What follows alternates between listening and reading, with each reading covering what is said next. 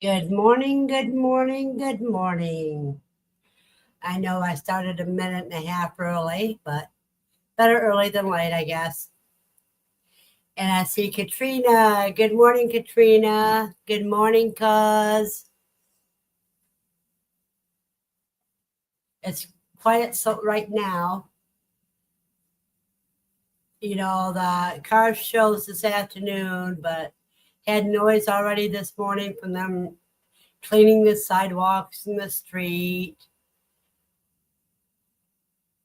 No one's allowed to park at all downtown because the whole downtown is going to be the antique car show.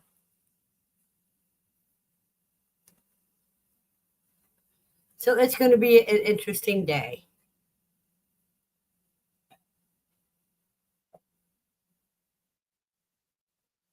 And I think when the day is going good and there's a lot of people outside, I think I'll get busy in my kitchen and make a strawberry cake with fresh strawberries.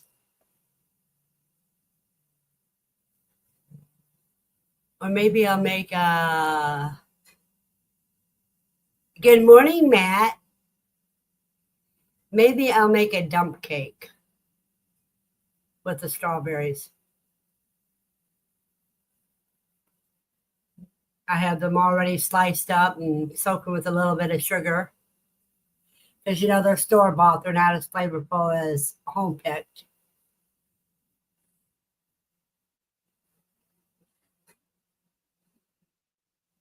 But I bought 3 pounds at the store and I got about 2.5 pounds that were edible.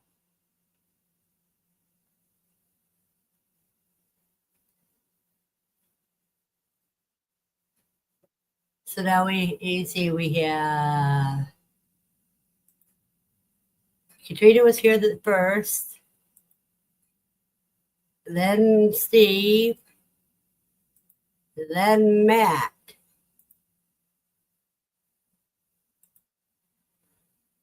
I got little problems here in this apartment. So that's why I don't do much videos in it that I have to battle.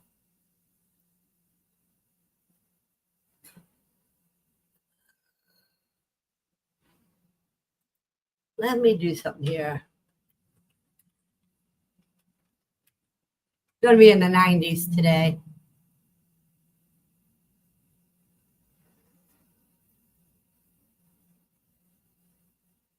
And right now it's 80 degrees. Winds blowing from the south at 4 miles per hour. The current humidity is 74.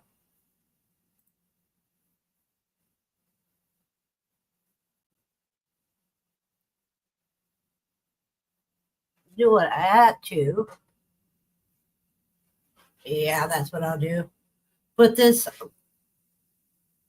my camera here, and put this on charge.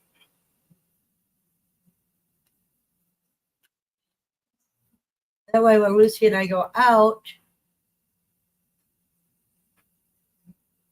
maybe we'll get a video of the kind of things we have to do with. Do you have a heat advisory Sunday through Tuesday? I haven't even looked at my weather.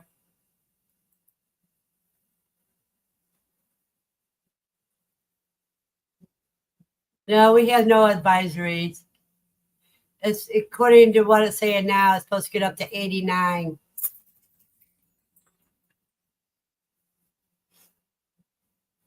Oh, conditions in Albuquerque are sunny with temperature of 75.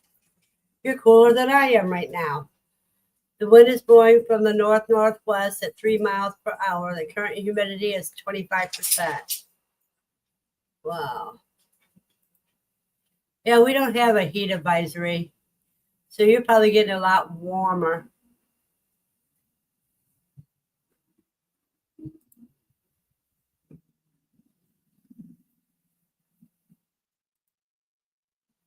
Weather at Pope 79. The wind is blowing from the southeast at 7 miles per hour. Current humidity is 77. And then there's Tommy. The weather in AZ. Conditions are sunny with temperature 83. The wind is blowing from the southwest.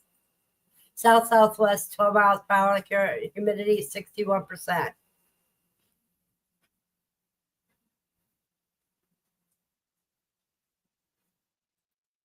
Oh, I could do some of that today, Katrina. Let me see what I can find here. I already got.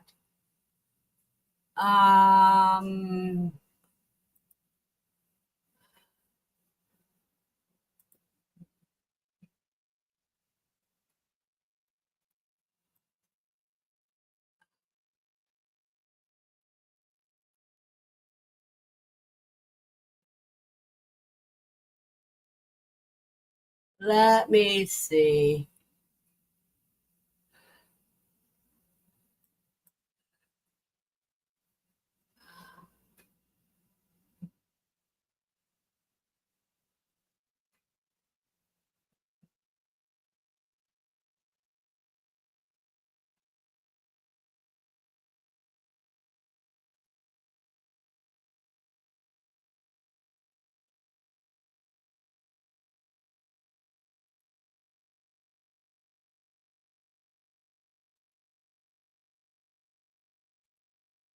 Now everybody knows what this is.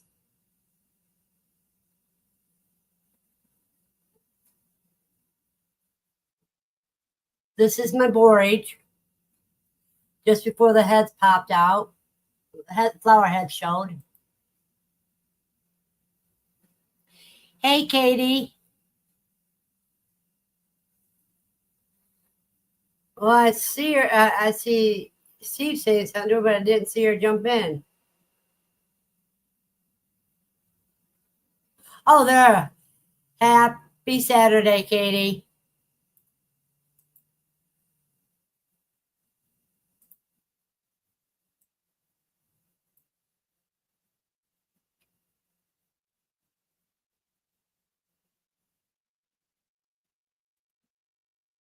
A borage is good for eating, and all of the plant is edible. But let me go back to some of my other things I found.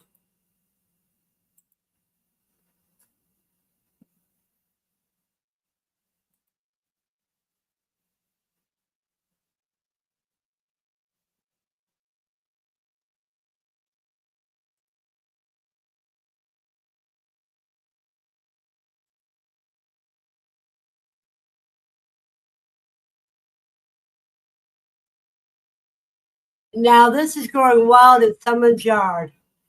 I want to see if certain people can recognize it.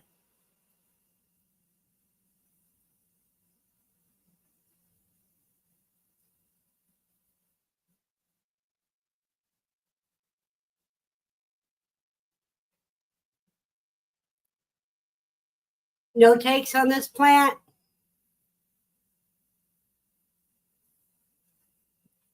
You're right, Katie. It's yarrow. This is called common yarrow. It is common yarrow. See, the flower head gives it away, and the fern-like leaves. I bet they had a yarrow plant at one time, and it's self-seeded, but now they don't do anything with it.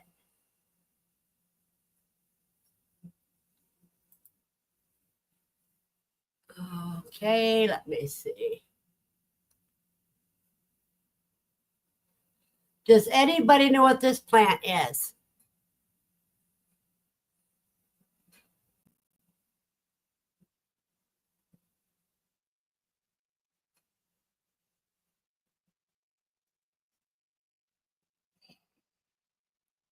This one's a stumper because this is not showing the flowers when they're fully bloomed.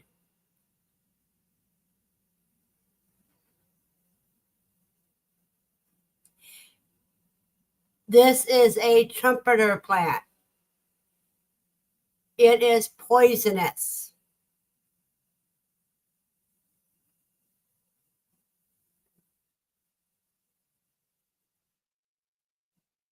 It's called the trumpet plant. I'll show you here.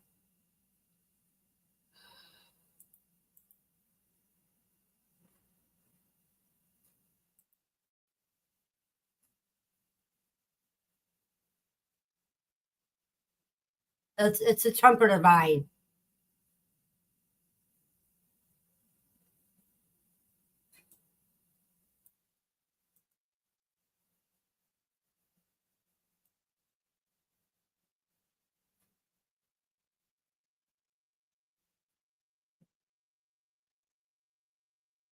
They don't tell you on this one here, but it is poisonous.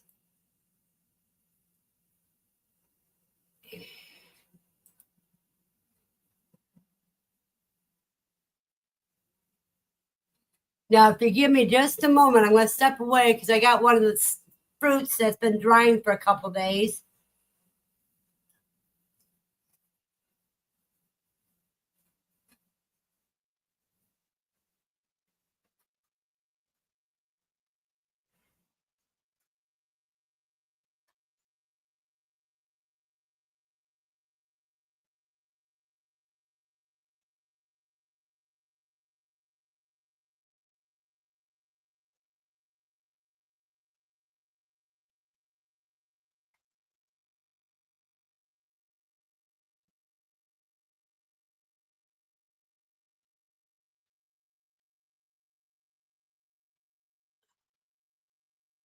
See, this is now remember it's been drying for 3 days.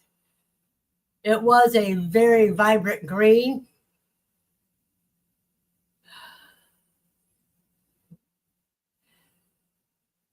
Yeah, it's a long seed pod. You're right, cuz.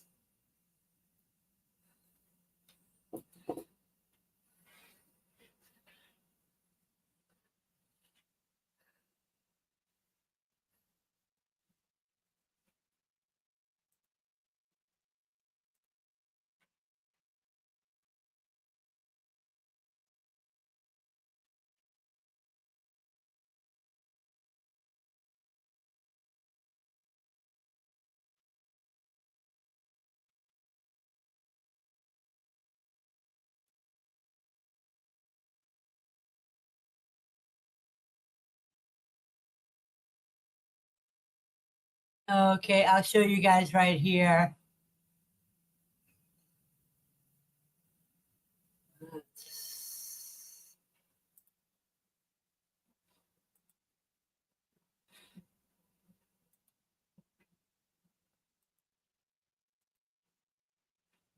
Triumph vine is considered mildly toxic to humans and animals.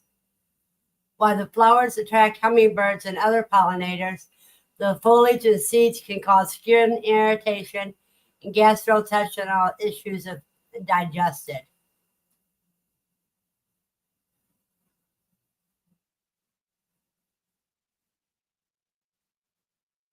It says handle with care when gardening or handling trumpet vine. Wear gloves to avoid skin contact with the sap. Keep away from children and pets. Enjoy the flowers. Their flowers are beautiful, as you can see here. That's not what that is. Didn't do what I wanted to do. Yeah, see how, and the flowers are very beautiful like that.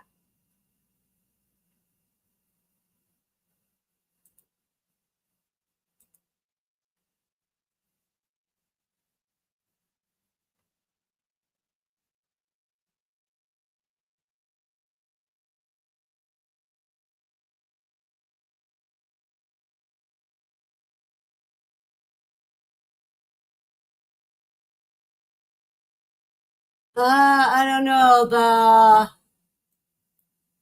technical term.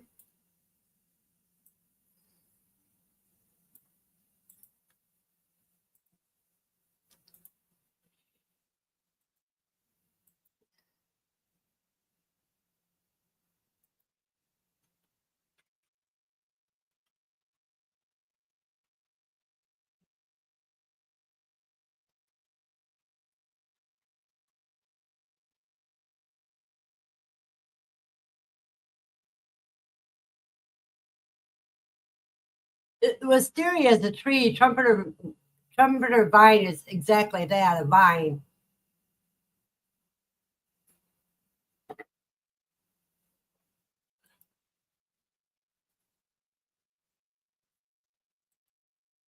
Now, let me see a few more things here.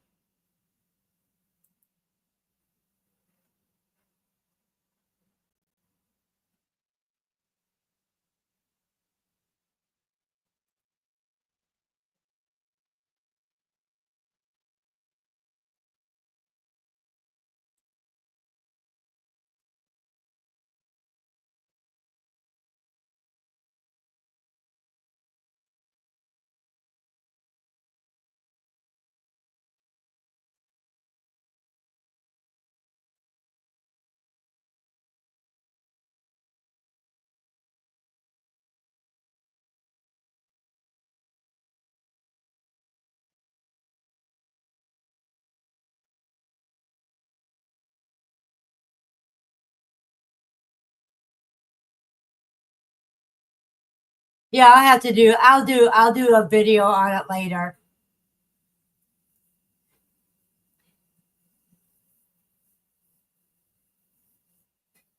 The thing is they're great for attracting pollinators. But I also have some videos of some wood sorrel, which you can use just about like you do miner's lettuce.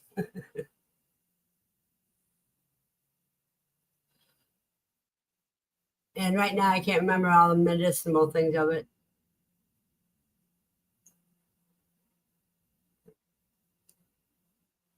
But the yarrow, you know, that's also called warrior wort because the leaves can be used to stop bleeding.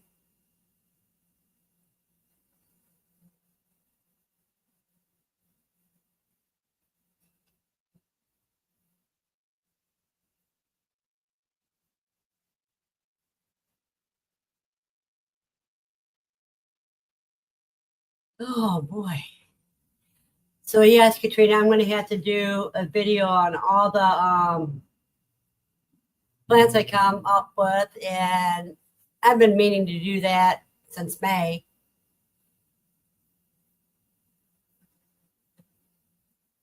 But I haven't got around to do it. So I'm going to have to do it in the springtime, what to look for and what you can use it for, etc. But I also like on the trumpeter vine, I like to warn you about the beautiful things that are dangerous for your kids and your plants. I mean, your animals. Like this here. I mean, that's pretty, and you think it's going to be something good to eat? Mm-mm. Only if you want to end up in a hospital.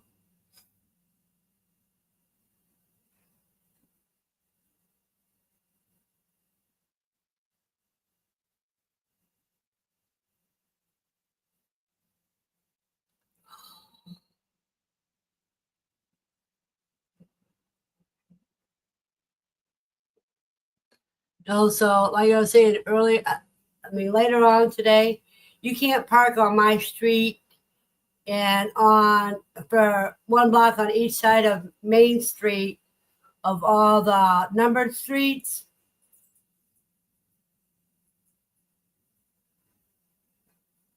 Because of the antique car show. Katrina, you said a mouthful there. Do you know in the old days when they came across a strange plant, there would be one person in the group that would do various things with the plant to find out if it was safe or not, like rub it on your skin, um, press it between your lips and your teeth. And if no reaction then within a certain time period, then they would eat it.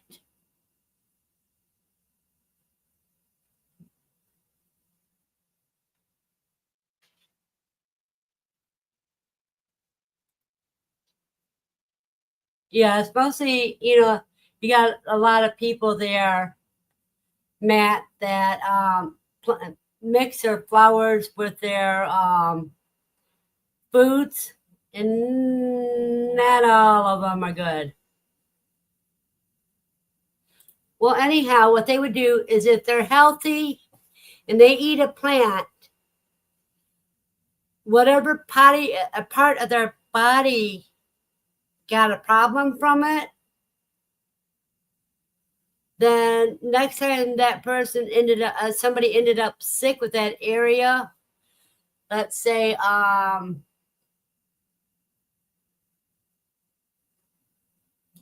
it caused a tingling or something in their mouth or their throat, they would know to try it when somebody was sick to see if that helped them. A lot of times, if you're focused on the animals, on the plants and are in tune, you look at the shape and what part of it affects a reaction is usually what they would treat it for.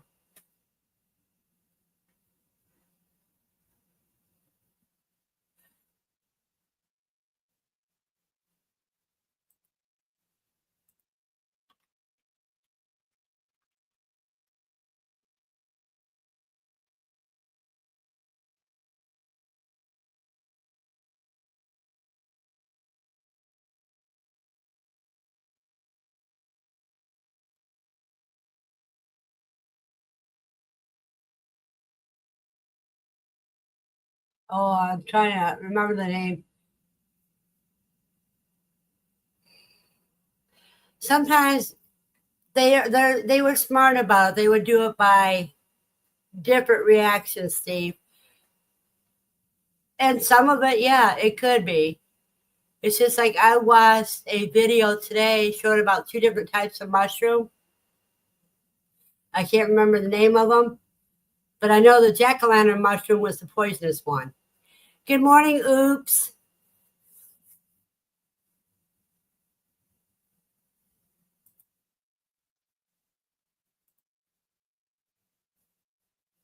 Oops is a great guy. You guys need to check out his channel. Oops, type exclamation point and Quail so I can drop your channel.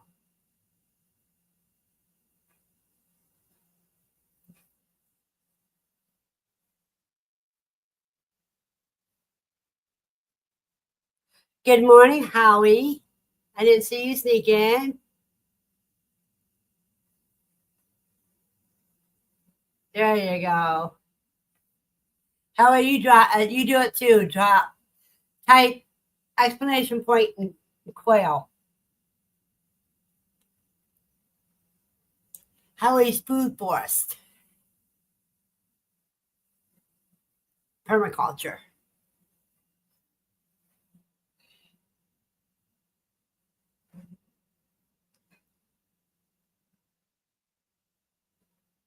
And if you guys get tired of dandelions in your yard, if you get tired of eating them and making wine out of them and using them in your salad, or you're getting just too many of them, dig up the root. Now, the roots are tap roots, they go deep. Clean those roots off, chop them up, and put them out to dry. Then put them through your coffee grinder, and you got a mock coffee. If you roast it, it's better.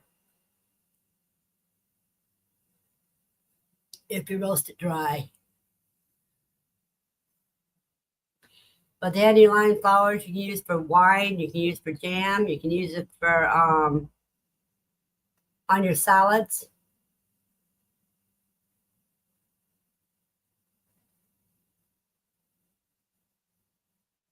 That's what I forgot to do this morning. I forgot to harvest my Maillard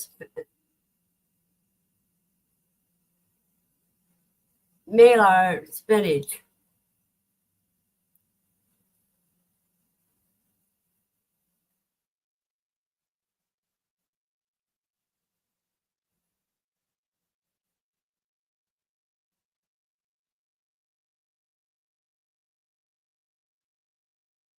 I got enough of that going.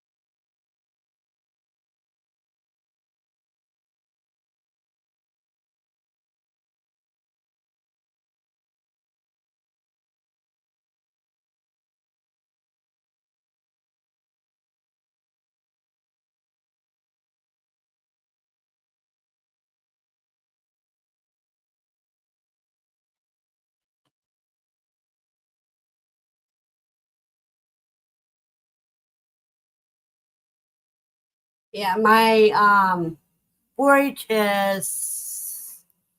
was killed by overflowing heat stroke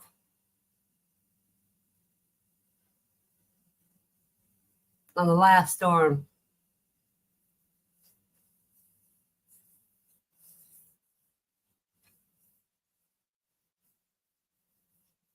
But I'm going to end up putting some radishes in there to grow in place of it.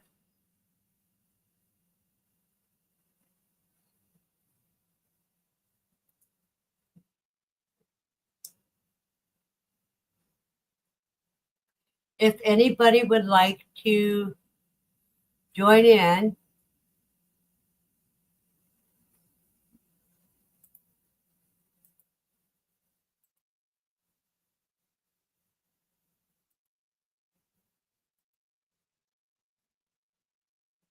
there you go.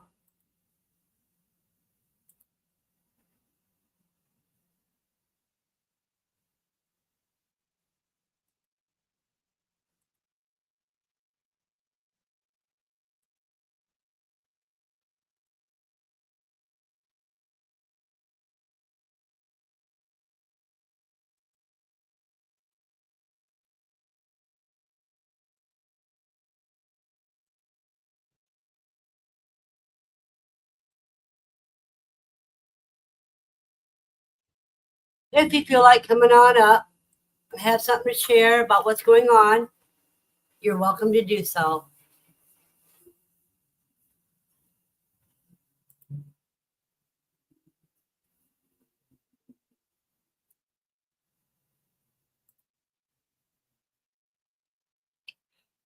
So other than that car show that's going on, well, what I started to say earlier is they stopped the parking all down Main Street from 2nd to 6th Street and 3rd, 4th, 5th Streets. On each side of Main Street, you're not allowed to park. I expect they're expecting a lot of antique cars to show up.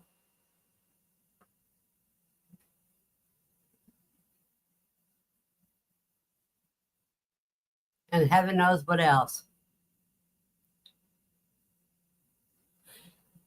So I'm charged. It's all charged now. No, it's not charged. No, charged yet. But I'm charging up my camera so that when I take Lucy out, I'll have different pictures of it.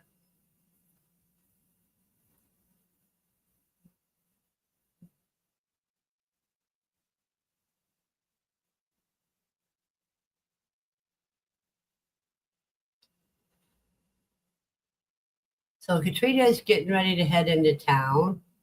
Does anybody else have anything interesting they're doing? Hey, Howie. Oh, okay. You wait. There we go. I'll be back. I made a mistake. Oh, okay.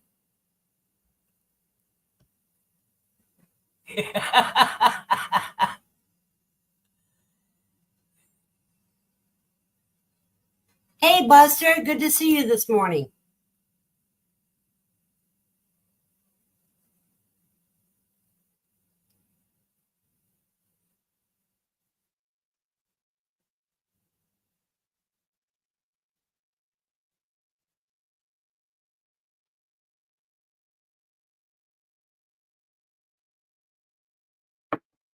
Okay, welcome back, Howie. There you go. Can you hear me? Yeah, I can hear you fine. No echo? No echo. Sorry about that. You're fine. It's I'm life. tired. I know what you mean. Katie's taking the kids for their first time playing disc golf. Cautiously optimistic. I don't know what disc golf is. That where they're hitting a disc instead of a golf ball.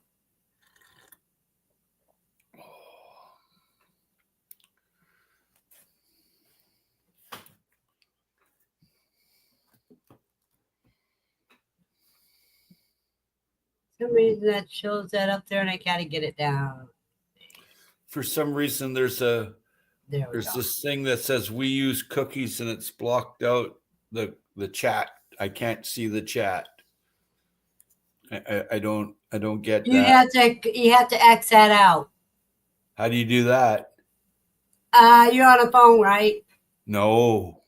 You're on your computer? Yeah. Okay, StreamYard's using cookies. It says that I continue without accepting. Okay, there we go. I'm not tech savvy. I'm so sorry. Okay, so it's more like disc golf is with a frisbee. Oh, okay. So you try to hit the frisbee and throw the frisbee in the hose? Oh. That'd be neat.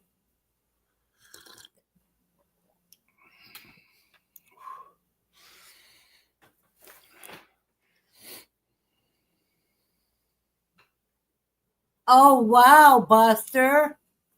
He set a minnow trap in the quail pen with eggs in it. Worked to trap snakes. Caught 3 this week. That is ingenious. That's what you call thinking outside the box. And mostly when it works. Oh.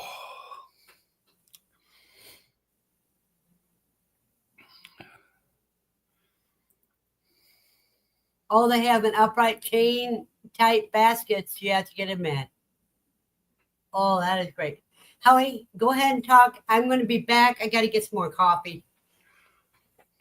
I hope I remember how. I'm tired. You just get up or God, you haven't been to bed yet? I've been harvesting apples, figs, and pears in the hundreds of pounds. Oh, wow. So, well, tell everybody about it. Well, I just did. Yeah, you can show it to them. Oh, yeah, I can do that.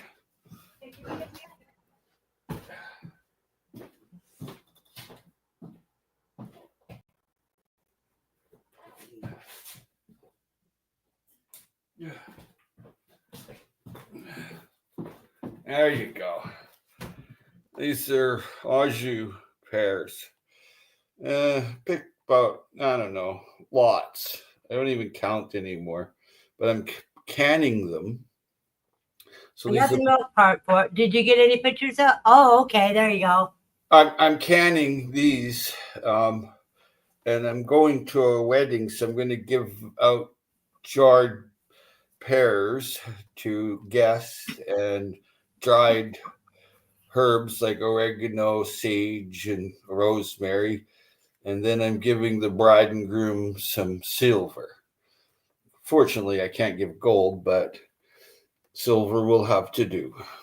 That's my contribution. And I grew some flowers, but it was hard to time it.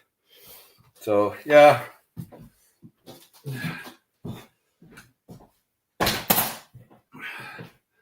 Oh, okay. Made it back. The apples are still sitting on the ground. I was so tired I couldn't carry the crates in. Didn't anybody come to help you? Oh yeah. That's why the crates are full. And then I got a lot of figs yesterday evening. I got the Italian honey figs, and oh God, it had rained a couple 3 days ago, so they swelled right up and they're cracked. I'm like, oh my God. And what is swelled up and cracked? I missed that part. what? Oh, the figs cracked because of the rain. It rained all night here. Huh? 2 days ago, 2 nights ago, it rained all night. Maybe 2-3 days ago. I can't remember. I'm too tired. But I've been just picking because you have to be smarter than the squirrels because they'll take a lot, and you have to be really super smart to beat the crows and robins and all these other creatures and rats. Yeah, unless you put the nets on. Nah, I'm not doing that. There's so much here that they can have their share. Right. And not only that, they don't last long here. I've got a real professional guy that he has some pretty good pest control. I'm not going to mention it on here because, and Right. anyway, there's not a problem with that. But the neighbor, I went over to see the neighbor yesterday, and all her apples are on the ground. I said, "What happened?" She's like, "Oh, squirrels got me." I said, "You're smarter than a squirrel. Come on, fix them, pick them, and ripen them in your crisper, right? Like if you pick apples or pears early, it's okay. They'll ripen up. Just put them in your crisper, and they'll last a lot longer too if they're a little bit not too ripe yet, and they'll last a Mostly long time. pears. Because Yeah, pears ripen from the seed outward, which means by exactly. the time you know they're soft, they're rotted inside. You're right. You're absolutely right. Don't want to leave your pears on the tree because they'll go woody and rot inside. Now, not all do that. Not all does that. But some do. You're quite right. But I like my pear butter. I like pear chips. Oh, they're delicious. And I'll and I like pears and I like to can the whole pear with the skin and the seed in there. I'm not into the peeling thing, but I am going to peel some of these ones. I'm giving them away as gifts, right, to people that live all around the world that are coming to this big meeting of a wedding or whatever. And here you go. Here's your canned Canadian wild pear. They won't be able to go buy it anywhere. And the apples I picked yesterday, it's the only apple tree on the entire planet like that apple. And there was two people that come and joined me yesterday, and they're like, "My God, is this ever a great apple?" And I'm like, "Yeah, it's the only one." And I got lucky because I opened up the gene pool on an apple that was growing wild. So I grew it like 15 years ago. This thing is loaded with the best tasting apple, lasts 4 or 5 months in the crisper. And so I got lucky there, but that's all sitting on the ground in baskets. I'm going to make a video, but I'm going to stop making videos, and then they'll just go up by themselves. You put that timer thing on, and they'll go up by themselves because I'm heading out, going fishing, and then I'm going to another food forest over on the West Coast. So it'll be fun, but I won't be on YouTube for a while. But that's okay. Probably a couple of weeks I won't be on here. So I go on little jaunts like that. I'll go to deserted places, and I just like it. Steve is asking how you preserve your pears. You said canning them. Do you make your own pear chips? Oh yeah, I have dehydrators, and I like to I like to make pear butter. Oh, that's the first thing that I cooked on my own recipe when I was 12 years old. I said, well, you can do apple butters. Why can't you do pear butters? And it's really good. You can have it on toast, but I loved it on ice cream when it's warm. You put it on the ice cream. Yeah. It is delicious. I put it inside pancakes, muffins, and like paleo breads and stuff. Because I don't eat that enriched flour bread or GMO wheat stuff. I don't do any of that. I kind of go the Swiss style where it's clean, and I buy Waza. I don't know if you know about Waza. No. It's a cracker. It's a long, elongated cracker from Germany, and there's one ingredient: rye. That's it. It's delicious. And I just put a little pear butter on that, and put a little sliced organic free range egg, and that's breakfast, man. And I'm off and running, right? And I don't like pears that are super sweet. I like the pear that's just mild, right? Like, yeah. It's art form preserving food. You have to really practice, read, practice, read. Oh, I've got a new book, and it's You are a pirate. Describe your perfect day. Fix the plot of the worst movie you've ever seen. Write a love letter to a person you dislike. Pen an ode to an onion. Yeah. It's from the San Francisco Writers Grotto. So I'm impressed. I'll jaunt some stuff in there when I'm sitting in my cave. Oh yeah. Uh, Katrina may be gone, Buster, because she had to be in town early. Hey, that's a cool channel, hey? Someone's here. Yeah. Yeah, she does good work. Yeah. Really She unique. got a new farm. She's only had it for about a year now, and Really unique earthling. Very interesting. oh yeah, she is. You know, I like unique and interesting, and so and tear is here. I'm here. Well, Buster asked. Let me get back up to that question. Okay, Buster asked. There you go, Katrina. Buster wants to know if you got to use your new weed whacker. Okay. You know what? When I started building food forest years ago, many years ago, a lifetime ago, really, the first thing I was to get rid of was the weed whacker. The second thing was the lawnmower. I've never used one since. Her weed whacker is not a weed whacker. He's talking about the scythe. Oh yes. Oh, I like those. I have a giant one. I don't use it at all. Did you get it? Did you get it measured out for your body? No. Well, it is made for her. I just was given one by this old guy that I looked after. Him and his wife, they're long gone now. I've never used it because I don't have like something to use it on, because I'm not feeding any goats or getting bedding or anything, or I'm not, but I have it. Well, she has a pasture on her property. There you go. She's going to be using it to harvest her own hay.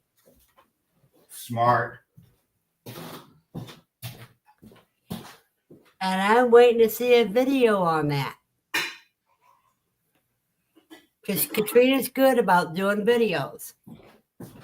Yeah, whereas I have too many restraints on how I can do videos. I've enjoyed her content and her live streams. There's always cool people and really cool information. Like I'm really big on info, on being like a naturalist in nature and going with nature, and like the quail or university. I thought that was pretty cute. All the quail, he come in here like 30, 40, 50 at a time. They come right into the food forest. Boom. So I put down like mealy bugs and peanuts and whatever. I just throw everything everywhere.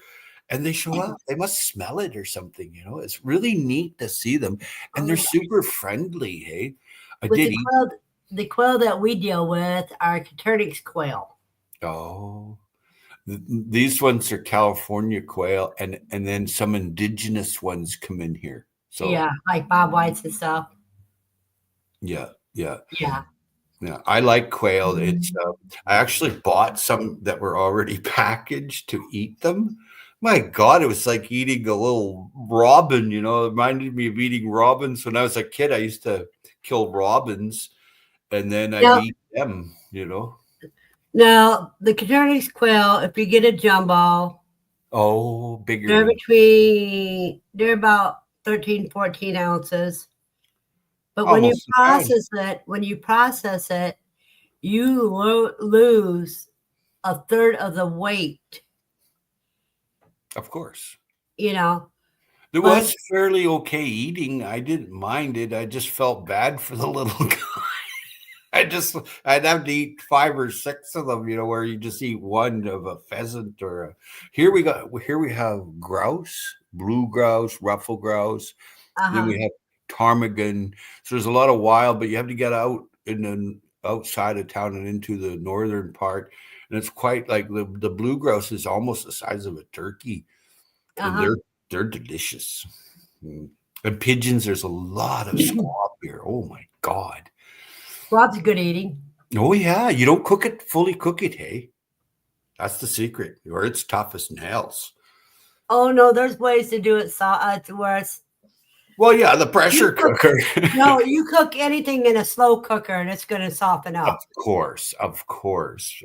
Yeah, of course. Yeah. See, I'm the type of person I can't eat meat unless it's well done. Yeah, me too.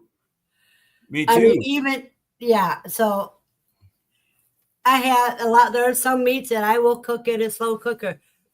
Oh, round steak's about the toughest steak you can get, right? Yeah. I learned a way when I was in my early 20s on how to cook it where it ain't so tough. Mm. Yeah. You Yeah. cut it into strips, and I called them Elizabeth fingers Yeah. because the woman that showed me it, her name was Elizabeth. Jesus, Ray, you cracked me up. So you cut them in strips, Mm. and you roll them in flour, then roll them in an egg wash, then roll them back in flour again, and then you fry them, and until they're done, until they're golden brown. Right. Right. And it's a great finger food for toddlers, everything.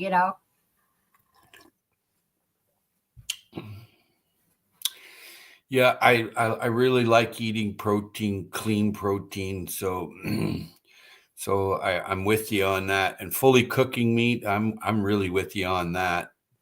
But I will eat a medium rare free range beef. Whatever happened to beef? You could go and buy beef, right? And it was beef. Now you got to go. Now it's got slime and everything in it. I know, Slurry, right? They even ink it. They glue, ink the meat. glue. Oh, so I have to pay like an exorbitant amount of money to go get a good piece of beef. But guess what happened recently? I was in a big box store, and here they have this halal section. So I went, oh, I'll check it out, right? I go over there, and it's like 70% less than the beef that it's not halal, right? I went to the I kosher. don't know what allow is. Well, Wow. it's what the Muslims and Jewish people eat. Oh, okay. The kosher foods or whatever, And I thought, That's holy because it's smoly, pure man! meat. I'm getting New York steaks for $4 a pop. I mean, I'm paying 20 somewhere else, right? Uh-huh. And I'm like, well, is it any good? Right? So I had a friend. I met up with a friend there. My friend's like, "Oh yeah, this is really good." So I went, "Well, I'm just going to fill the freezer."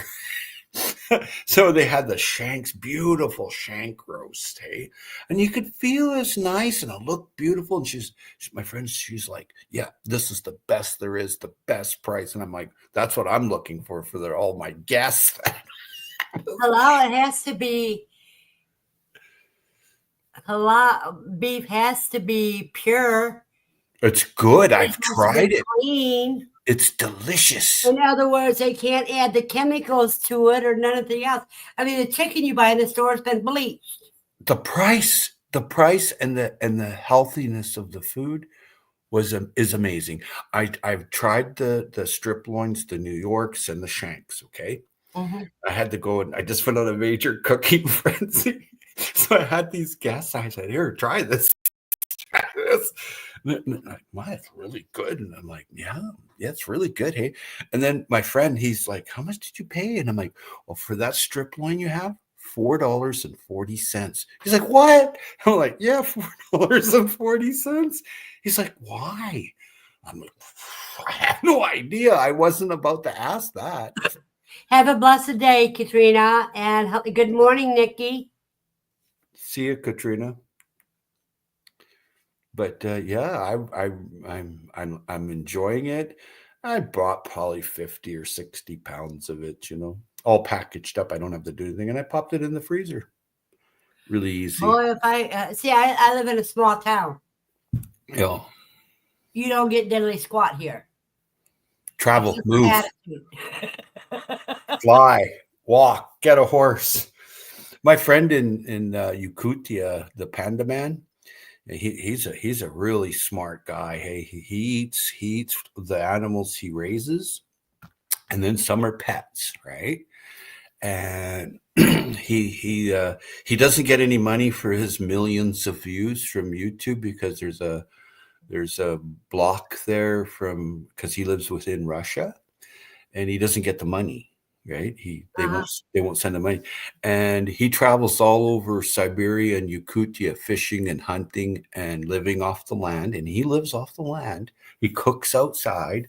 He makes his own ice by cutting blocks in the wintertime and storing it underground. The guy's amazing, man. Oh And I yeah, a want to lot. visit him. I want to go there and visit him. I just want to hang out for a while. And their culture, they have culture and creed. And it's just so beautiful to see. And they all eat great meat. They eat caribou, they eat horse, believe it or not. They eat horse. It's the biggest place in the world to eat horse and caribou. And they go netting salmon. Right, they just travel to the ocean. It's a Well, long trip, but they get the Howie, fish. It's the amazing. U.S. is so stuck up. They pass up so many good meats. Oh, You know what cuy is, don't you? a shotgun 840 model made in Canada, because that's a cooey to me, right? Well, it's spelled C-U-Y. See you. That is commonly known as guinea pig. Oh yeah, that's big. In Guinea South pig's big. America, Oh yeah. yeah, that's where they got the pet. If you use it as a pet, it's a guinea pig. If Yeah. it's food, it's cuy. Yeah. Now, thank you. I did know about that. Yeah, And I I did know raised about cuy that. before I had raised rabbits, just because I wanted to know if I could process one. Yeah, it's the Or, same with the or Chihuahua dog. It's the same thing. The Chihuahua was eaten. You know. yeah, Yeah. Yeah. I mean, in Okinawa they eat dog. Yeah, I'm not a fan. You have a blessed day, Matt. Thank you for coming in. See you there, Crafted Branch Homestead. Cool name, Grafted Branch Homestead. Cool name, hey. And he's in New Mexico. Yeah, a lot of people here they go to Mexico or New Mexico or Arizona in the wintertime Hmm. because they call them snowbirds, right? So they just they take off because they get so little cold here.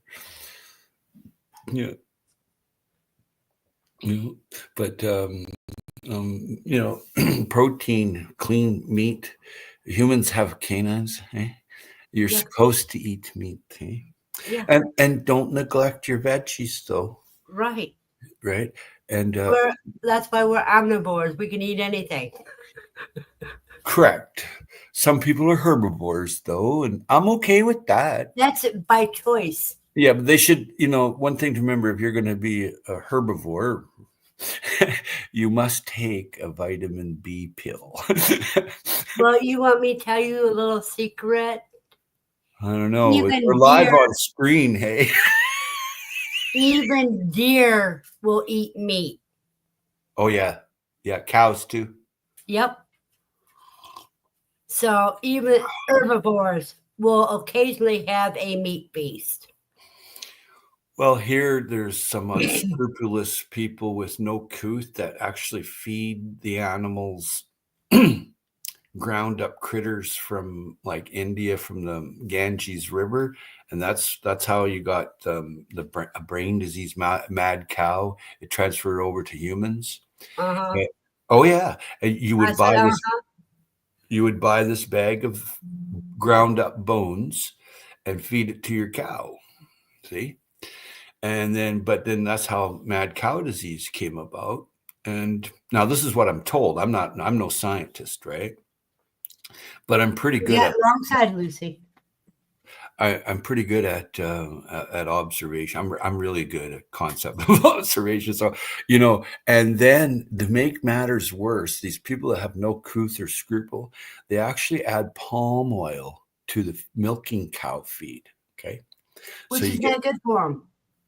Well, it's no good for you. I know. So All I've that is all I've palm oil does is destroy rainforests.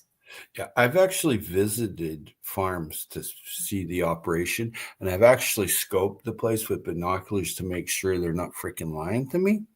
And then I bought the milk. So I found a milk recently up. It's in the wilds of British Columbia, up near Cowichan. It's called Cowichan, and they're famous for Cowichan sweaters. But now, with me, they're famous for their milk, and it ain't cheap. It's $8.50 a liter, which is like a pop bottle size. Yeah, which is about a half a gallon. And a third of it's cream. I'm like, oh wow! And I drank it. I'm like, oh my God. And so I'm going back today, and I'm getting some. I'm taking it with me. I got to go stay at this ritzy hotel, and I'm bringing my own food. I'm not eating their garbage. I don't care what it is. And and it says right in the contract, do not bring food to the hotel. Hey? It's right there. But I'm spending $1,500 for a couple 3 days here, pal. I'm going to be eating my own bloody food, right? Right. So, yeah, eating your shit. And if I get caught, it says that I get a penalty for even if I throw rice at the bride and groom, it's a $250 penalty. If I leave shampoo on the floor in the shower, it's a $500 penalty. Right? That's ridiculous. I'm not even going to be staying in there that much. I know some pals that I grew up with down the road, and they're indigenous, right? And so I'm going to cruise down the road and hang with them and let the show begin and end over there. And I'll show up. Oh, hello, everybody. You got an hour yet. Right down. But you are what you eat. Dr. Paula Ruffin, I don't know if you know her. She's on YouTube. Yeah, I know Dr. Paula. Yeah. The best food medicine is on the end of your fork. The best medicine is, yeah. The best medicine's on the end of your fork. Yeah. All right. Yeah. Have you ever listened to her vlogs or blogs? Or I come across her occasionally. I didn't join her or anything. Oh, yeah. Well, subscribe. it's very worth. She's a decent. She's a good friend of mine. She's a decent human being, man. I've known her for a few years, and I take everybody's information and I sort what's useful for me. yeah, exactly. What's wrong with that? So yeah, I really enjoy her channel, and she goes to a friend of mine's channel. It's all about the biology. She goes there. She has a weekly vlog there with her and her doctor friends, and then like she'll go out and interview Joe Salatin or whoever, right, and see what they're doing with crop rotation and ungulate rotation, and she'll grow her own food. It's like, wow, when I first met her years ago, I was just like, is this person for real, man? And it's like you, like I had to go and see if Verna was real, and she's real, man. Right? You can't get any more real than I am. Well, I really enjoy. I spit out exactly what I think. Well, that's your living spirit and your constitution, and yep. But but to give out, like she gives out free advice, eh? Yep. Don't charge any money for it. She has a client list a fucking mile. Oops, mile long. Sorry about that. You can go back and potty mouth out. It's like you and I both give out advice, and we share our knowledge. But sometimes somebody has to ask us the questions for us to give an answer, because we don't think about what we know. We just do.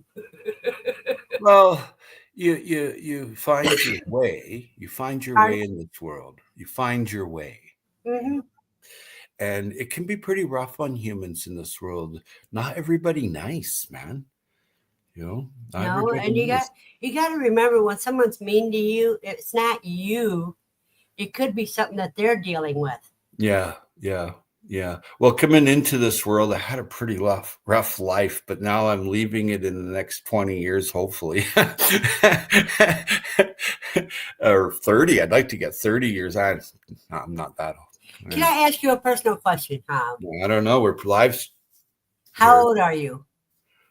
Well, the molecules inside me, How old is the physical body? the molecules inside my physical body have come from dinosaurs. So, Okay. When was your birthing day? What year was your birthing day? oh, my born day. I don't believe in birth certificates, right? So I'm different. I'm a world citizen. I don't belong anywhere except the planet Earth. Like a lot of people just like Albert Einstein was like that. Hey, he was a world citizen, and that's exactly what I am. So I don't have a birthing day. Well, let me say, are you older or younger than I am? Oh, I'm from the dinosaurs, so I'm definitely older. Because I'm 67. Wow, you look great. So are you older or younger than me? You're younger. I knew it. You'd be amazed at someone's age. I'd never guess. I thought you were about 50, 55-ish. No, I'm 67. Wow. I have a friend that's 74. And my Hey, friend, look, there's my gray streak. yeah, my friend looks 50. This other friend I had most of my life, and she's like 89 or something like that. And she still jogs down the road, but she lost her noodle and ended up in a home recently. Mhm. And that was sad. It just pissed me off because she was the most intelligent human being I've ever met. And she was an orthomolecular scientist. But she lived next to a golf course. All those chemicals they sprayed.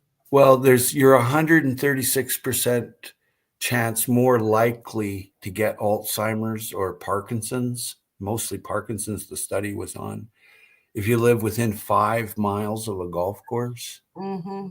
So she lived right across the street. And I've noticed all around the golf course, people are pushing walkers and they're all sick, and people got MS and they got all this other shit going on. I'm like, that's why I don't live there. All those chemicals.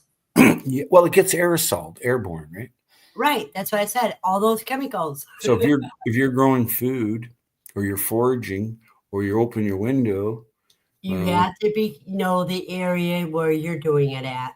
it's really strange. Is all these huge condominiums and apartments and stuff are all around it. So I went over there watching people, hey, and people go into the back of the farmer's market and they pick through veggies that are being thrown away. And they're all sickly. And I'm like, here's $20. You can buy yourself some food. And I don't, $20 ain't gonna hurt me, right? And if I see someone like trying to pick through old veggies, I encourage it. Eat what you can, but here's $20.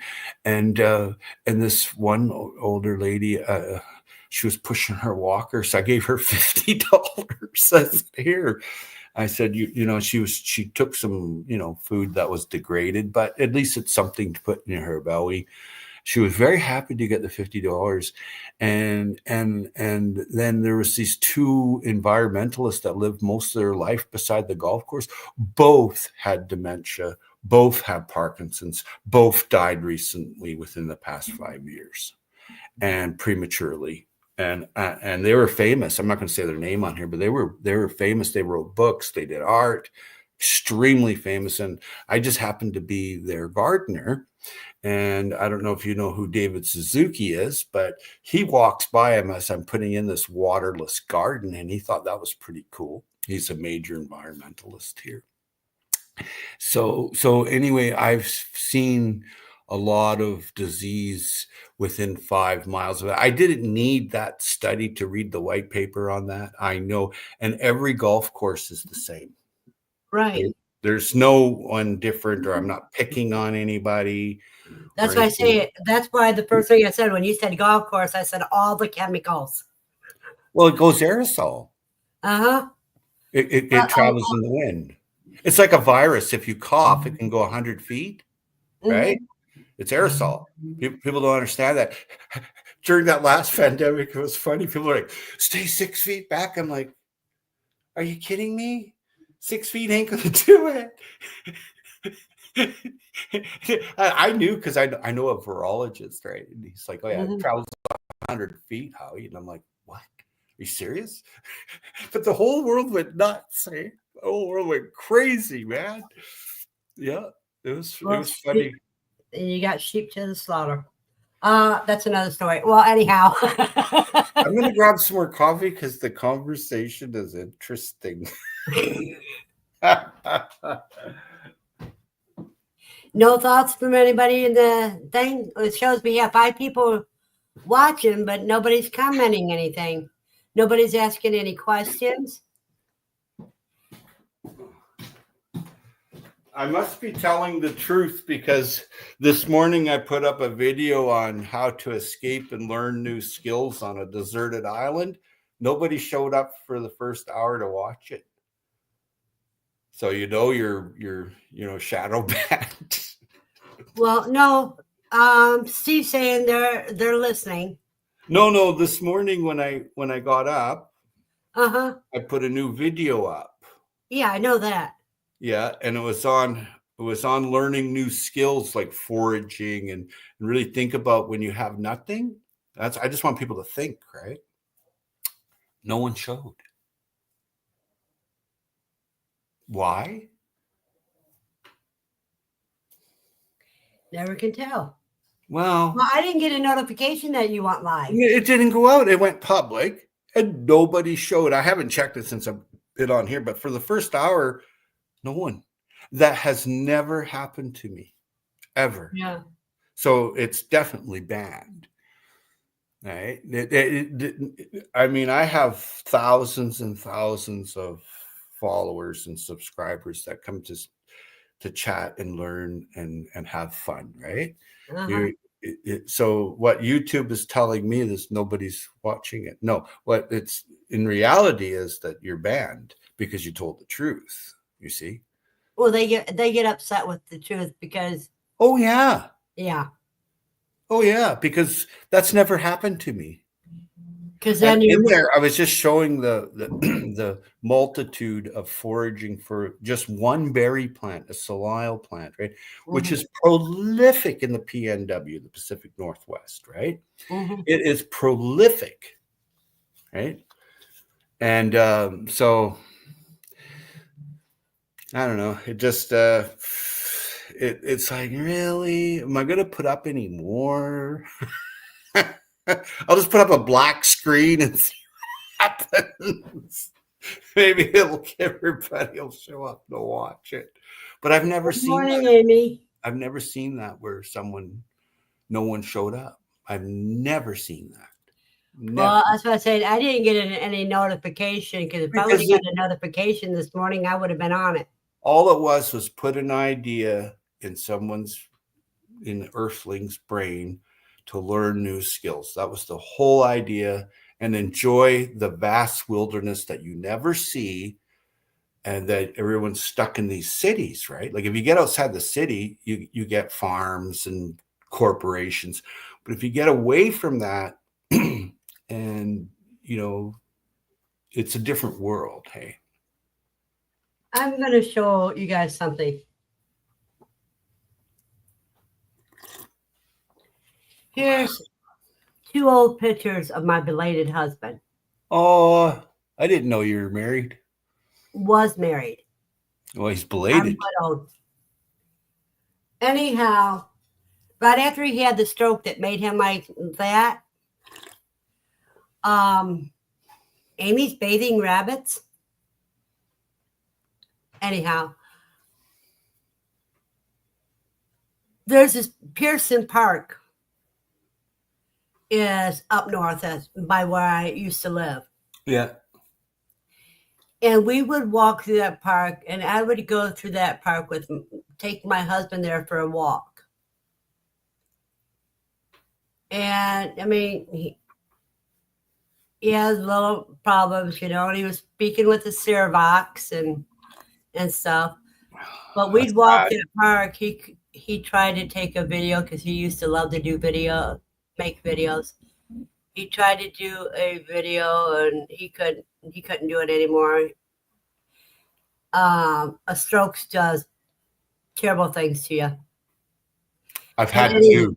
but anyhow, we would go because the nature grounded us, walking through the parks. Yep. And we would stop and watch the deer they're off the trail, but we stayed on the trail to respect the animals, Mm-hmm. And we would watch them, and a lot of people would jog in that park. They thought the trail was for them to jog in. And I would tell them, I said, shh, I said, look, don't you see the deer? They said, what deer? I've been jogging here for 5 years. I ain't never seen a deer. I said, that's because you're not looking. Because deer are great at camouflaging in the trees. Yeah. But if you know how to stop and look, you can see them. And I mean, when you're seeing 5 or 6 does and they're young, just the young are laying there and the does are nibbling. And occasionally, there's got one that's a lookout. Oh yeah, you have scouts. Oh, for sure. That tail goes straight up like this. Everybody pays attention. And they can talk too. They do whistling, eh? Well, people, it mystified me how people couldn't see something that was so obvious to me all the time. Verna, I have to go. I'm so sorry. Have a blessed day. I have people here for the apples, and I appreciate your story, and we will continue this. I'm so sorry, but that's cool about the deer and your husband in the video. I really enjoyed that. And go take care of business. So sorry. We'll chat again in about 2 weeks. All righty. Okay. Bye-bye, Howie. Thank you for coming up. Thank you for being you. So what I was saying is,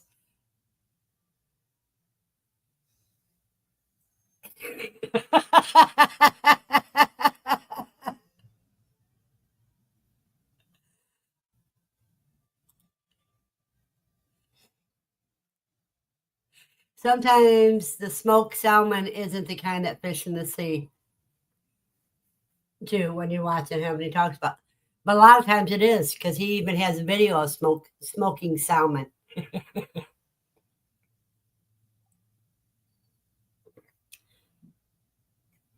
But what I was saying is just walking out there would calm my husband down and perk him up.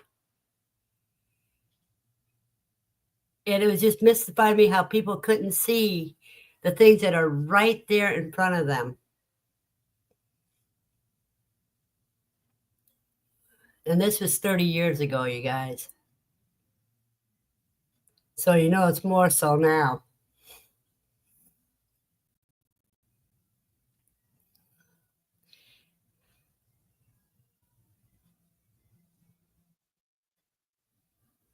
Well, Amy, I hope you don't have a lot of rabbits to bathe.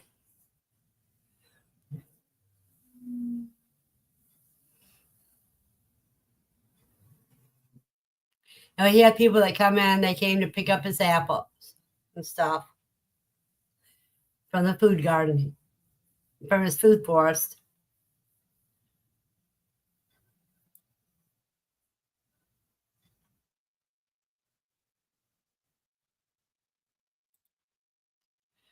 Yeah, I understand that, Amy. And Amy, do you know that today they're having the antique car show here? All downtown area.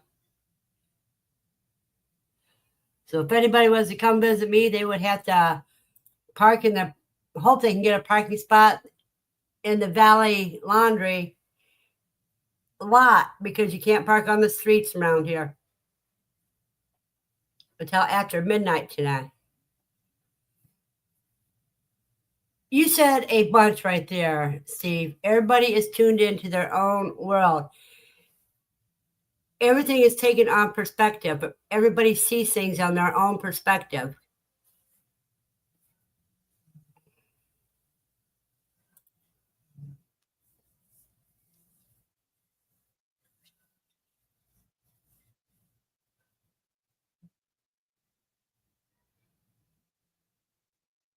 So you worked last night, Amy?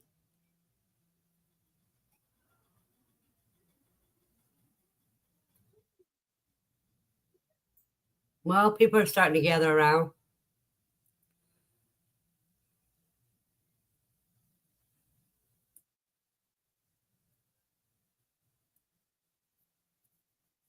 I had a knock on my door the other day. Oh, you're on call all weekend. Well, let's hope it's a quiet weekend for you.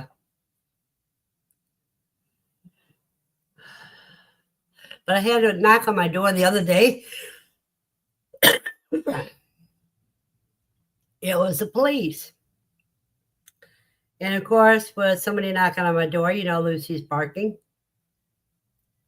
But she behaves when I tell her to, stay by her cave. And I go outside to talk to the cop.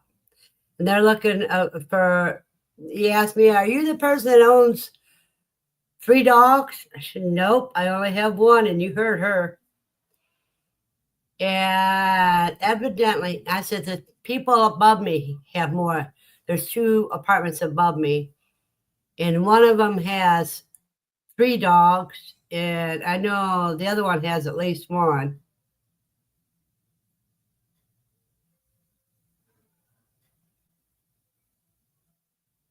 What's the Q word?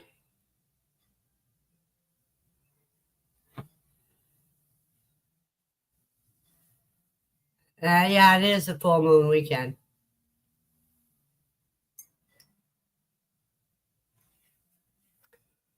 But evidently, they've been letting their dogs go wild and been accused of biting somebody. I haven't seen the dogs. I hear them, but I never seen them. Oh, I'm sorry.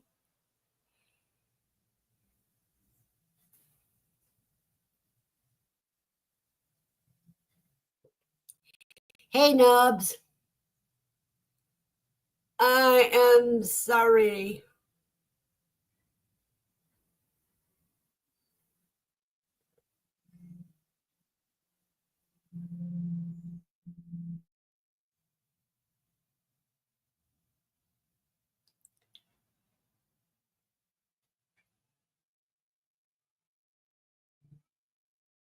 Nubs, you just missed Howie.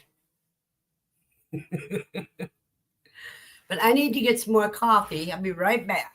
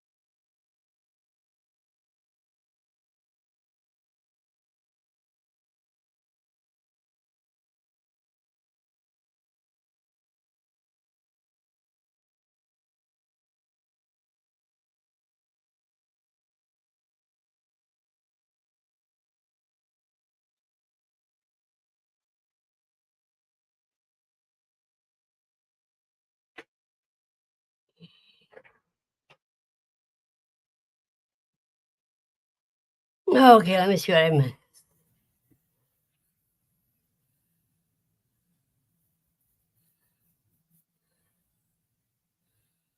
You've been keeping your chair secure to the floor. That's a good place to do. Nubs, around here they're having a car show. It starts around noon, 1 o'clock, and goes until whatever.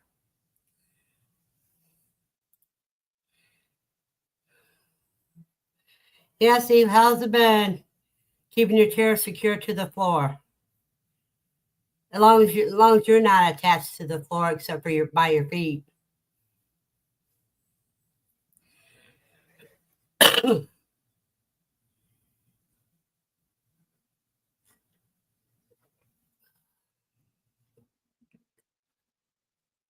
We've been talking about some herbs. We talked about food garden harvesting. And does anybody have any new animals? Or is anybody getting ready for a big harvest?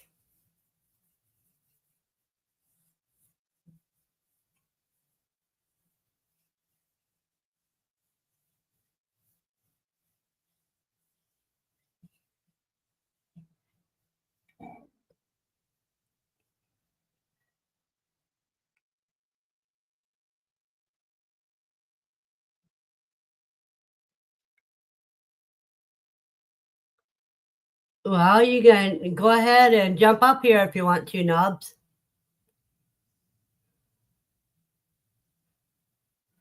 The tomato tornado is imminent. Cool.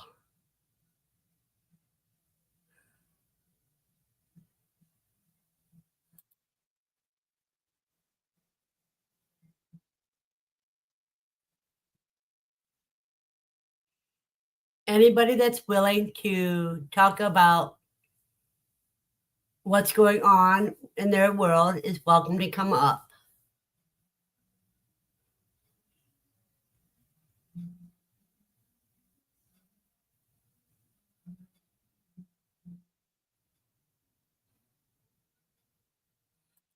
So you got a harvest of herbs and corn. And Amy, Steve thinks that your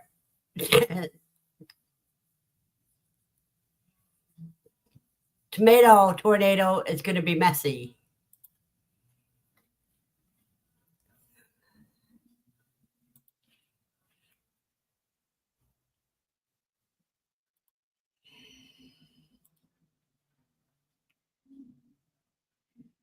They don't talk about on that referral of how they notify you if you got any paid people or whatever.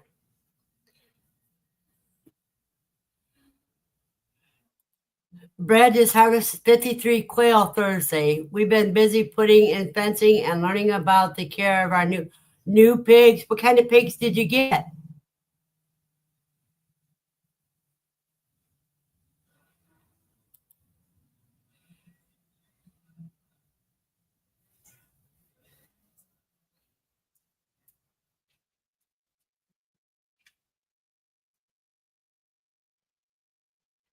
That is very good information. What is a squeezo, Amy?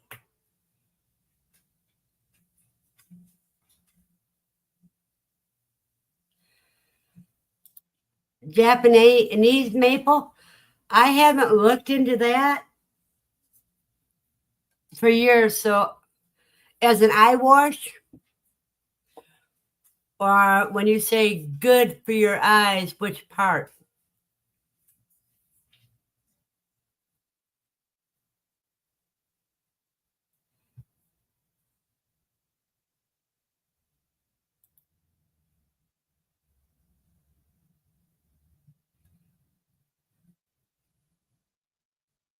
Kuni mission cross? I never heard of a mission.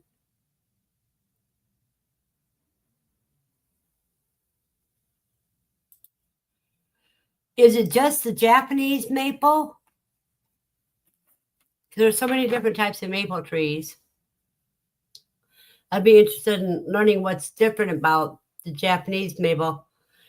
A lot of people don't realize that you can eat maple leaves.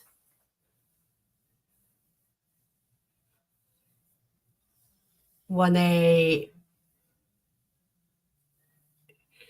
in the fall, gather them, wash them, cook them up, and eat them.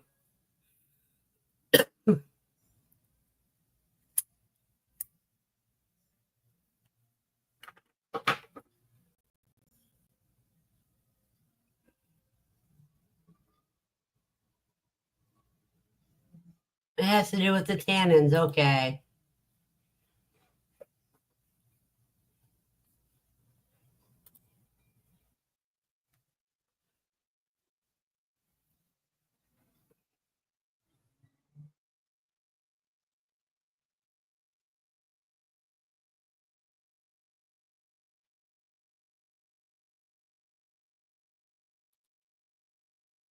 That is great, Amy. You used to have to do that all by hand with a cone-like thing and a big old wooden bat-like thing.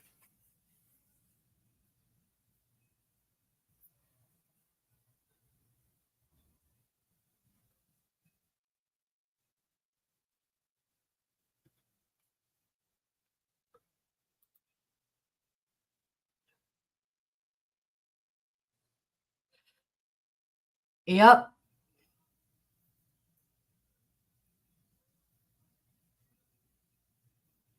But you get the fresh color leaves as they're changing color. And you can wash them up and eat those.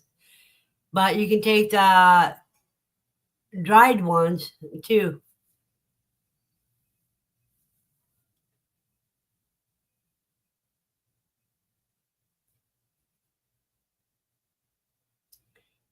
Yeah, eyebright is in eyebright marigolds. Yeah. That's why I say if it's crank, it's a lot better than the old other kind that you had to do.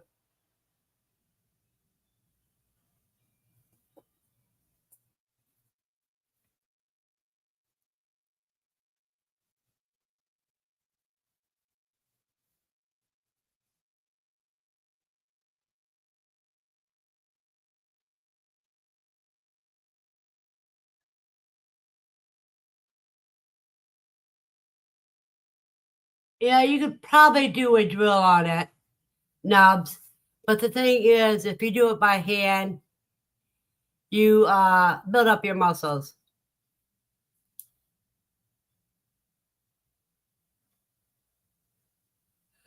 Oh, is loofah?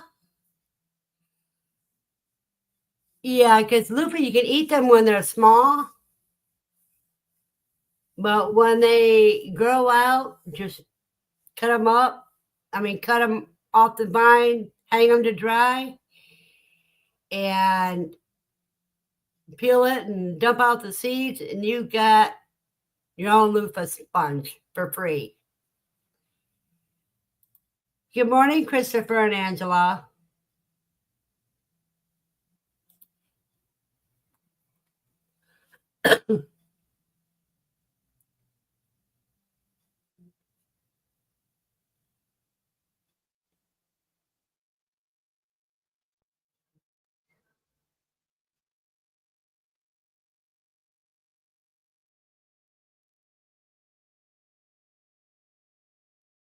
Does it have very many loafahs, plants? Squashes on it, Amy?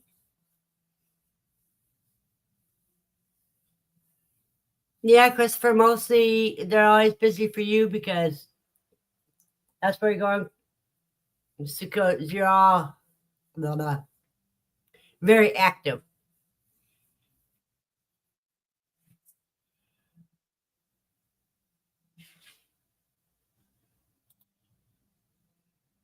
couple weeks ago, we had to get bigger T-posts to put in and hold them up. Oh, wow.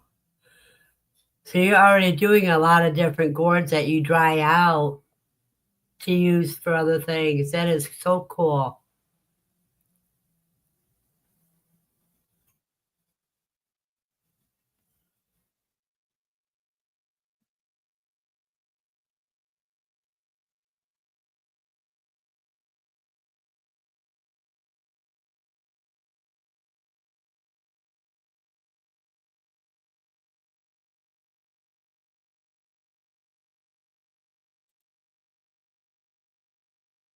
You know, Amy, you will have enough, they will be small enough for you to be able to eat them. Because if they're just a few inches long, if they don't get too thick, you can eat them. It's just when they get too big, they will get woodier. Yeah, amaranth, the grain is good for to fight cancer. Yeah.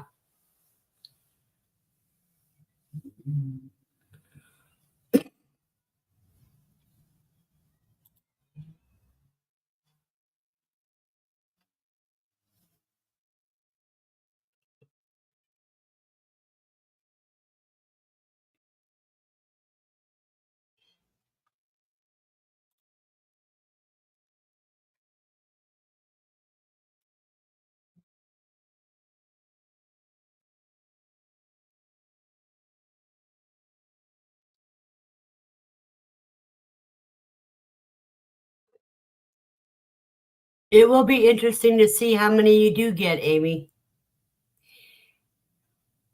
And Nubs, I agree. Too bad I'm in an apartment, because if I had a greenhouse, I would be going crazy.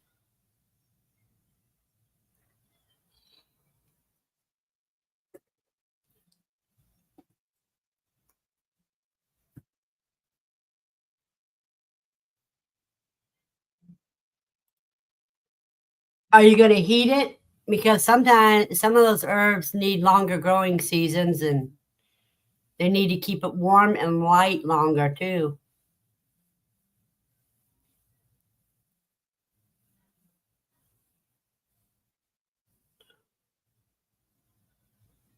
Too bad I lost my moringa seeds. So I had hoped to plant moringa this year just to use as food instead of letting growing into a tree.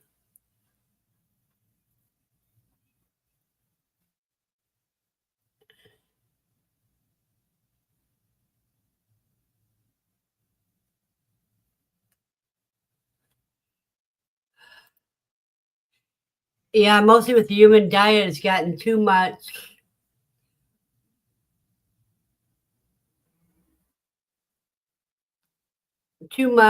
Processed foods will lead to unwanted parasites.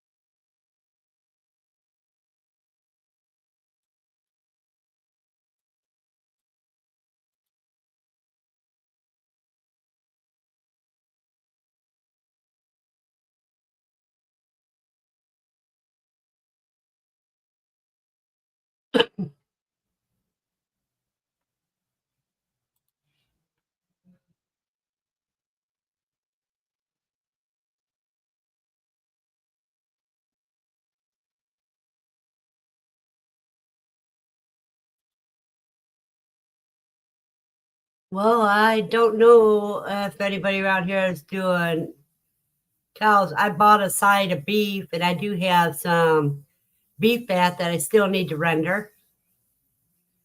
Well, not a side of beef. I bought a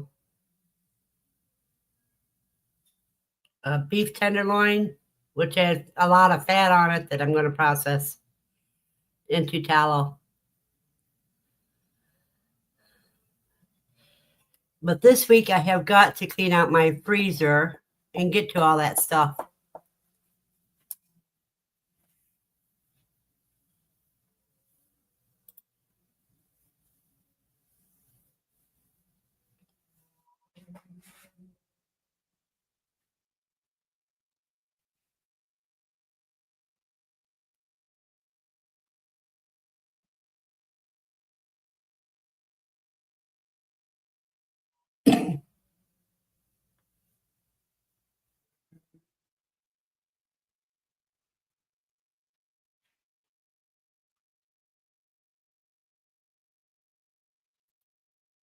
So, any Nubs, how can they get hold of you?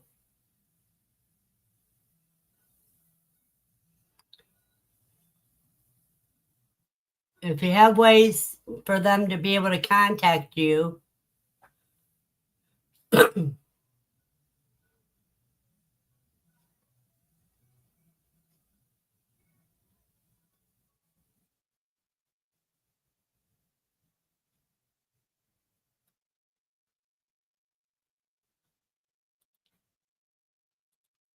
there's other fats that you can use in place of beef tallow.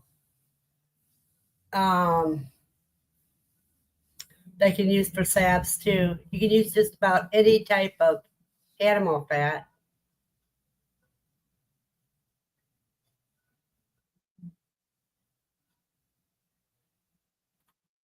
Okay, let me jot that down. I gotta get the right notebook.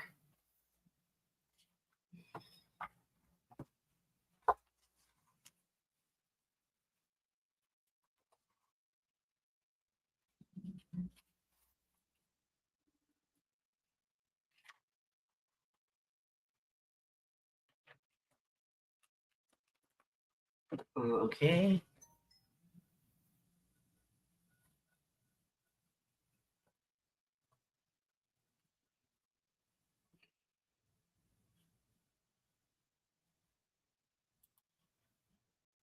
Let me see. You're looking for beef tallow?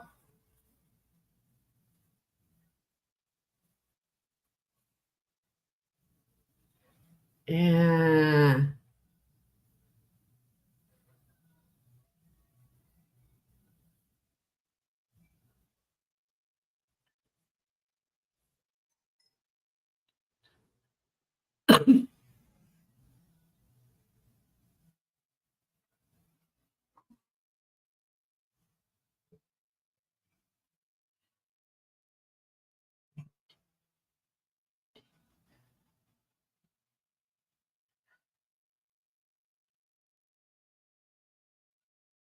Camera contact.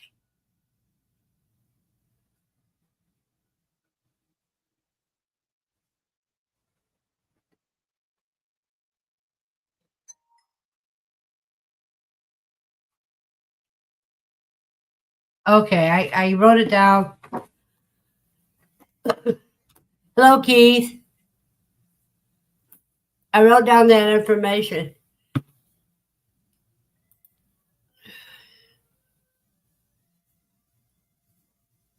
Are you going to be using the alcohol for the tincture?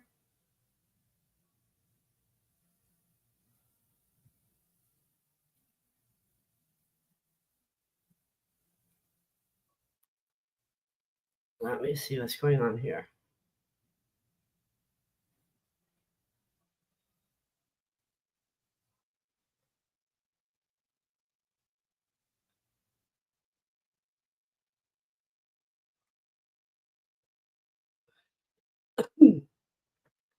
Are you using the vodka or Everclear, or what are you going to use for your tincture? Personally, I think vodka is better than Everclear, but some people use Everclear.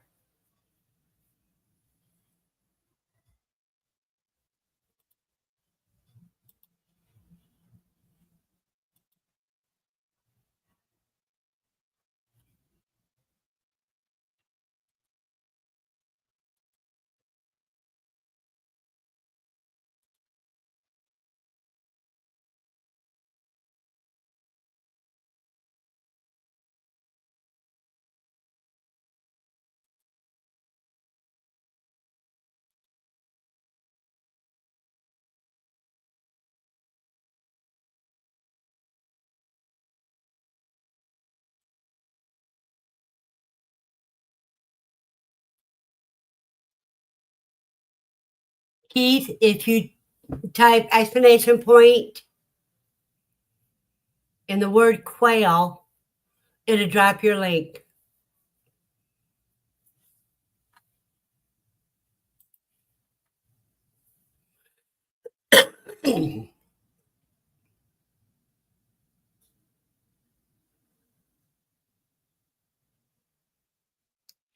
Now that vanilla that I made, what was it? In the spring, I've been using for I put some of it in a store-bought vanilla bottle that was I emptied out and cleaned out, and it's doing great.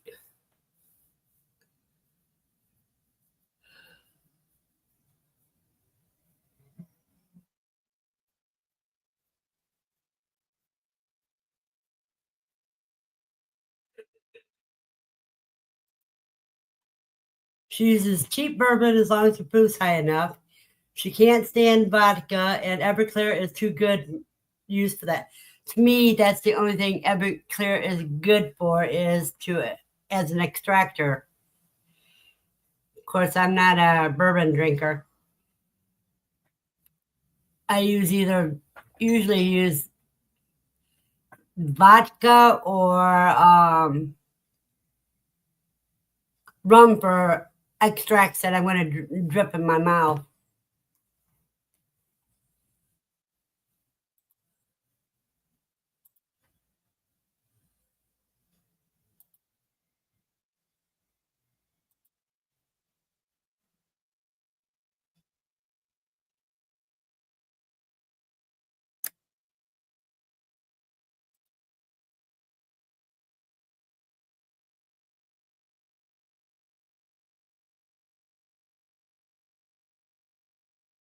Yeah, they can throw the water just like they throw other things.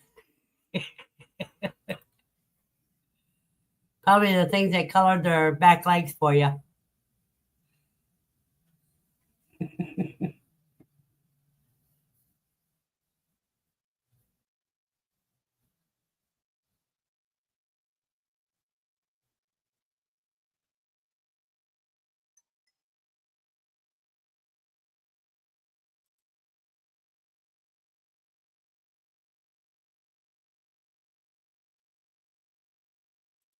And Steve, when you're talking about birthdays, Zach's birthday is exactly the day after my daughter's birthday.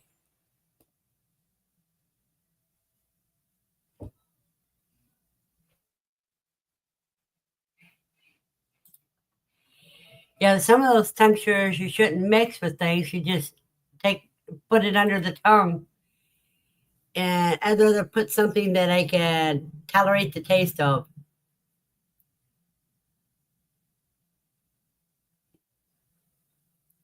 Like vodka or rum.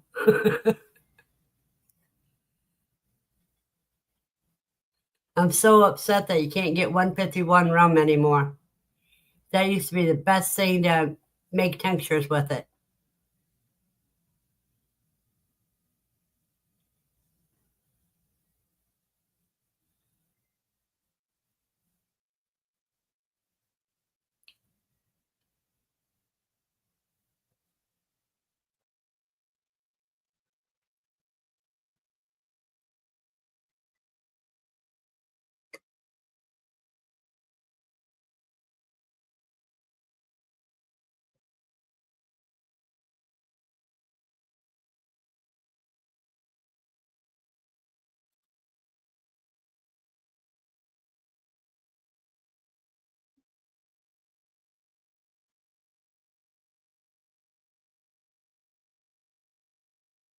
Soap making can be fun, but it depends on what kind of soap you're making and how far you want, if you're going to be making your own base or not.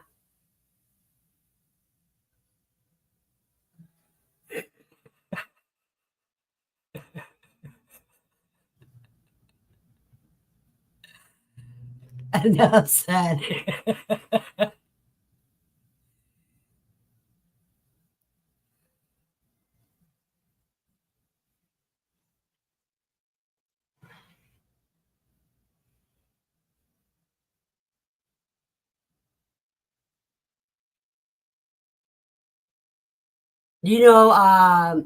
Christopher, if you guys make soap, make sure you make an oatmeal soap.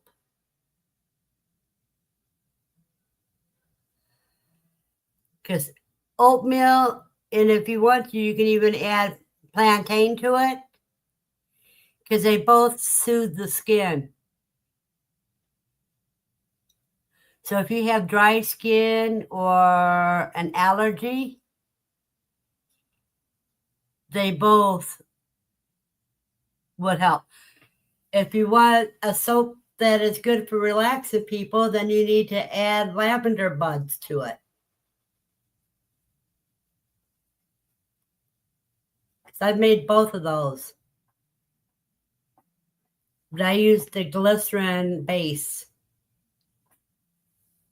But if you can get hold of goat's milk, you can make goat's milk base for your soap, and that's really good for you too.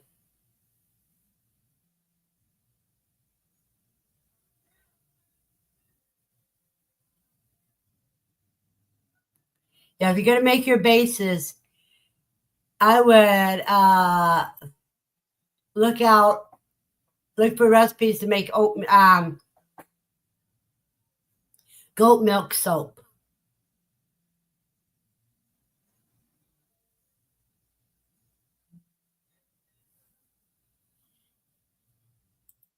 Those are all great ones.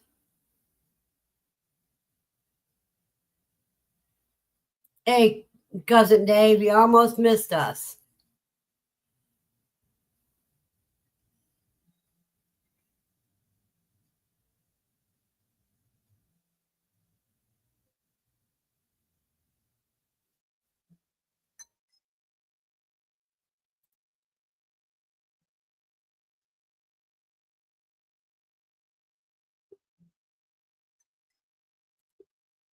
Wait a minute. There you go.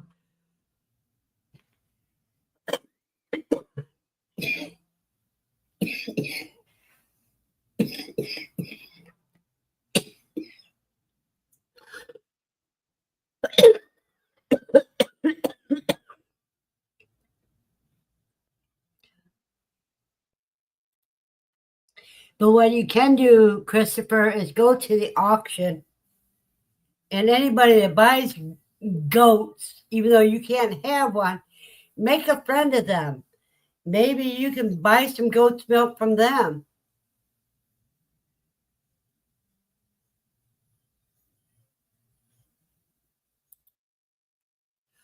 Oh, is it going to be rabbit or what kind of lard? What kind of fat are you going to render?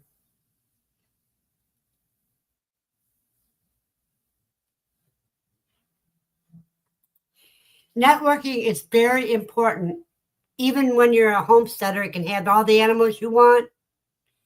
Networking with others is a great way to learn where you can get what you can't grow yourself. And a good way to sell the things that you have plenty of. Always network. Got more running again, so you was out making knee-deep compost additive. That's good.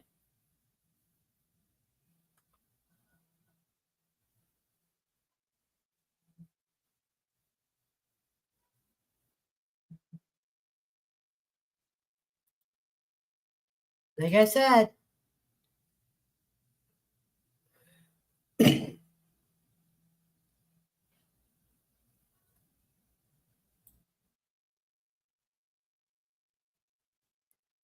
Ah, funny tomato, Dale.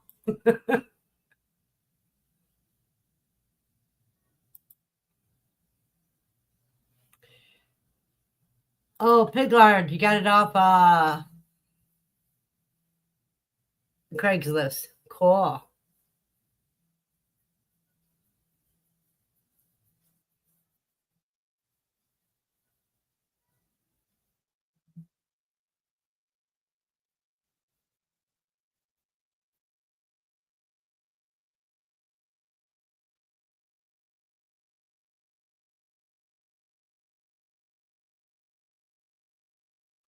It's just like I network a lot online. And networking, like I said, is something that everybody should learn how to do.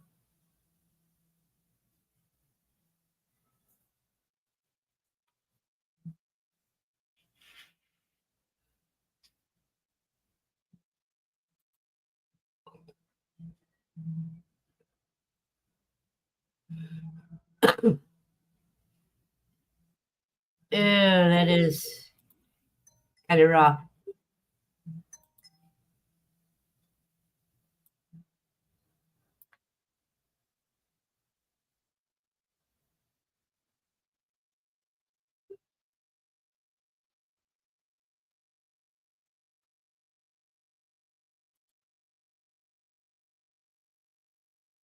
You have a blessed day, Christopher, and have fun.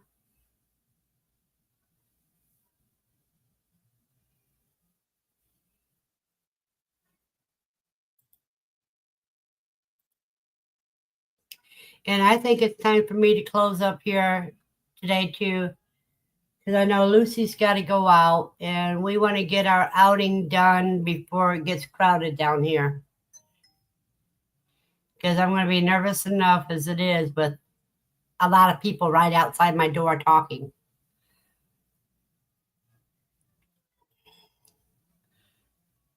So everyone have a blessed day, and watch for me for Wednesday night. I may have something going on Wednesday night.